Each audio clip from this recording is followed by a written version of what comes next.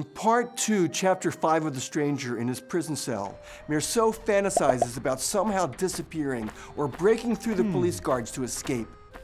Meursault thinks he would reform penal codes in a way that would give a condemned man a remote chance of escape. Being executed by the guillotine gives him no chance. Meursault knows that on the day of his execution, people will come to take him away at dawn.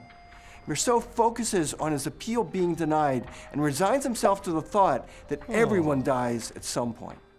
Then he gives himself permission to consider that his appeal has been granted, a thought which causes unspeakable joy to surge through him.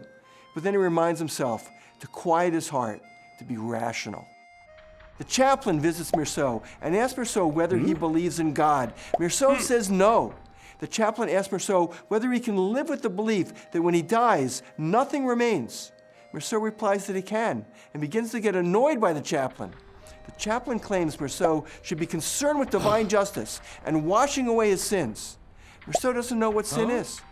The chaplain asserts that even the most wretched people see a divine face in the darkness. Meursault agrees. He saw a face as bright as the sun, Marie's face. But now, that's all over. Angry at the chaplain's questions, Meursault shouts that he only wishes for another life, where I could remember this life. When the chaplain says that he will pray for Meursault, Meursault becomes infuriated. He yells at the chaplain, insulting him and grabbing his collar, claiming he is more real than the chaplain because at least he is sure of his life and sure of death. Meursault exclaims that he has always been right and that every person considers himself privileged. But in reality, everyone is condemned to death. No life has meaning more than any other. The guards appear and yank Meursault away from the chaplain. Alone in his cell, Meursault calms down. At dawn, he hears a siren blast announcing departures for a world that now and forever meant nothing to him. Meursault's rage at the chaplain rids him of hope, giving him the strange freedom to live life over again. Meursault opens himself to the benign indifference of the universe. To feel less alone, Meursault wishes that a crowd of spectators at his execution will greet him with cries of hate.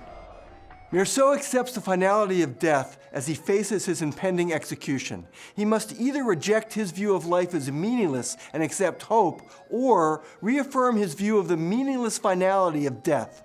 The chaplain's visit is one last attempt by the Christian establishment to force Meursault to accept its ideas of morality.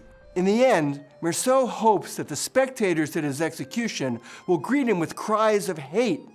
As the object of this hatred, Meursault will have achieved a personal meaning, thereby transcending existential nihilism.